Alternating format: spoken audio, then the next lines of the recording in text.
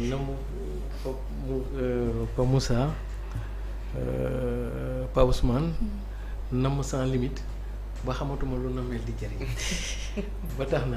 mais gis naa ni man kenn namuma ba pare ba tax mais man tamit namuma la. mais xaaral ba tax na dama fàtte nuyoo ñu may jël parole Alioune. Parce que Alioune ce qui est beau et ce qui est particulier en lui c'est que c'est un homme de la gauche. maa ngi moom ñoo xaw a bokk formation nous sommes dans la dialectique et nous sommes dans la contradiction parce que nous sommes des agitateurs d'idées boo ko comprendre nag da ngay defee ni dañ la contre wala dañ lay wéyee fekk suñu formation politique moo demee nii. Et d'ailleurs mooy sànq daf la koy expliquer il n'est pas contre le PASTEF mais il est dans la logique de dialectique et de contradiction et donc signal maa ngi lay ziar di excuser wu. de ne pas t'avoir dama commencé woon di fiir quoi. Absolument mais xam nga absolument tuddoo kii. non dama la bëggoon a beral. non dama la bëggoon a beral loxo spécial. Ok parce que kon man maa gaaw a fipp rek. Voilà très bien. Parce que dès que ma jël la parole je devais commencer par vous saluer parce que comme ni nga ñëwee mais après xam nga xel day fàttu quoi nous les communistes là. man yow laa gën a nam que Pape Ousmane. Voilà parce que nous les communistes là à chaque fois qu'il y a débat rek c'est comme de la nourriture quoi. Parce que voilà ça nous nourrit quoi. Voilà et cetera. Et donc effectivement ma ñambaas rek. avant may ñëw sa laaj bi. ndax Pape Ousmane xam moom dafa bëri histoire. Ousmane Cissé mi ku bëri histoire parce que 1000 milliards bi mi ngi coxo saawaay mu kii mais en fait dama ci yokk dara rek en fait 1000 milliards mën na bañ a nekk xaalis xobbet en fait et le 1000 milliards bi ñuy wax Sénégal nii du xaalis xobbet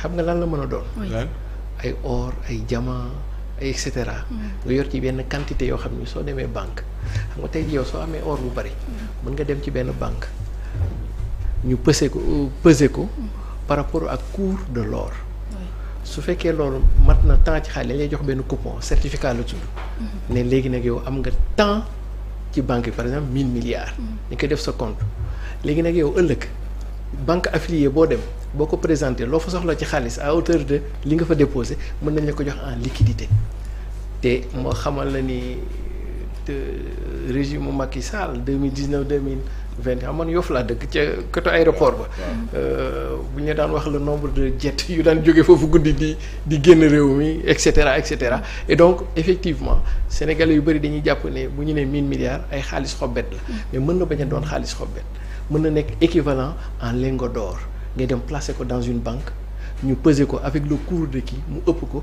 ñu jox la sa coupon certificat bu wane ne am nga ci banque bi l'équivalent de temps 1000 milliards yow bu la neexee nag nga koy jël lingot d'or wala nga koy jël liquidité en soi est-ce que te loolu donc yaa ngi koy am ci paradis fiscaux donc yooyu laa bëggoon na kii bi.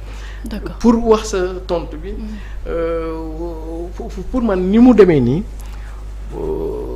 probablement ñëpp jàpp nañ ni Pastef daf koy gagner mais la grande question mooy à quel niveau Pastef da koy gagner souvent damay wax plus 100 et moins 100 su fekkee Pastef dafa nar a am plus de 100 boobu day xóot ci biir maanaam dina dem ba nekk 120 ba jëm 130 ba pourquoi pas même 140 députés su xasee ba dépasser la barre symbolique des 100 dafay sori et donc au vu des ralliements à gauche et à droite ak campagne bi ni ñu koy seetaanee RTS et cetera probablement le PASTEF devrait être entre 120 et 130 députés probablement et le reste pour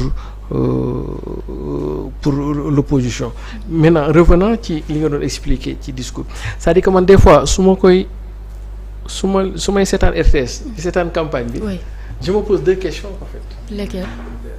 Je me dis est-ce que président Diomaye tout comme Ousmane Sonko premier ministre est-ce que balay ñuy jël la parole en public danañu alimenter seen réflexion stratégique ça veut dire que challenger leen accompagner leen nourrir leen définir ce qu'on pourrait appeler les axes du discours et les éléments de langage dama la jox benn misaal gis nga Churchill disait que son discours le plus improvisé c'est le discours qu'il aura préparé 7 fois.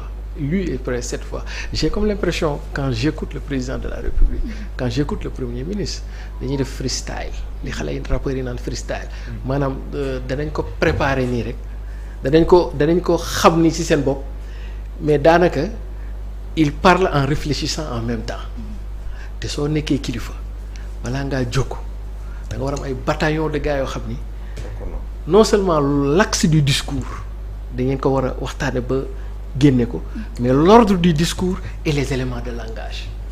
ma jox la benn misaal rek. oui président Bassirou Diomaye bi mu doon def ak journaliste yi.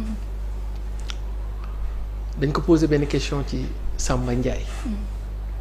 vous avez vu il a même développé. Or ceux qui font dans les stratégies de communication. souvent soo amee des questions clivantes. oui. comme questions yi demee noonu. tu n'as pas à extrapoler.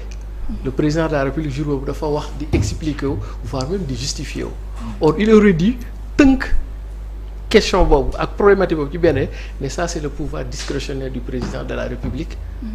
Qui nomme à tous les pouvoirs civils ça cëgal guyam la on avance sur autre chose. Même bi ñu ko poser la question mais gisoo dafa commencer di ko justifier parce que et cetera da ngay dugg parce que un leader à certain niveau soo xasee ba jël décision tu ne te justifies plus on avance.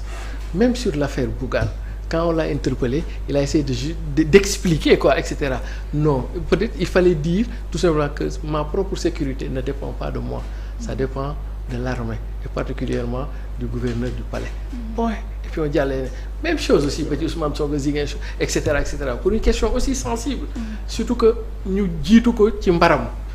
Parce que période boobu Cheikh Yérim génn na ñu Madiambal génn nañu ak yooyu l'angle du discours change. Et donc pour man loolu laa xaw a ragal parce que j'observe les choses de loin. Mais njiit ak défi yi ñuy taxaw yu mel ni Ousmane Sonko il faut que mu am autour de lui des gens qui sont dans la dialectique et dans la contradiction il m'a semblé et d'ailleurs sax ban mooy sama caméra bi moo tax Ousmane Sonko il faut ma profité wax ko ne ko sa gars yi ñu ngi lay rangati ne noonu la koy waxee rangati waa Pastef yi ak sa yenn sa alliés yi ñu ngi lay rangati xam nga lu ñu lay rangatee Ousmane parce que ñu ngi lay dugal ci loo xam ni yow gëmoo loolu te doo loolu xam nga ci lan lañ koy dugal su may xool campagne bi la prise de parole des uns et des autres ni muy demee dans ce qu'on pourrait appeler le culte de la personne te Ousmane Sonko wootewul loolu te Ousmane Sonko du loolu xam nga Ousmane Sonko mooy lan mooy quelqu'un qui ne croit pas fondamentalement au Messie mais à une masse de citoyens conscients. Parce que là, nous sommes dans une révolution des consciences en fait. À la différence de révolution de Mao, on n'est pas dans la révolution culturelle, mais on est dans la révolution des mindsets.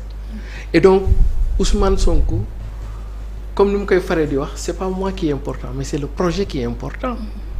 Mais si vous avez la campagne qui est ouverte, ça fait comme si c'est Ousmane Sonko himself qui devient plus important que le projet en soi. Et dans un contexte où on a déjà la référentielle. Même si il s'en défend. Et d'ailleurs, c'est là où, du point de vue de l'analyse du discours, ça devient important. Parce que Ousmane Sonko est en train de convertir ou de pervertir une élection législative en une élection présidentielle. Une campagne législative en une campagne électorale. Et c'est de bonne guerre. Parce qu'il y a une continuité en lui. Parce que c'est lui qui porte le projet. Il a déjà l'exécutif. Il demande législatif.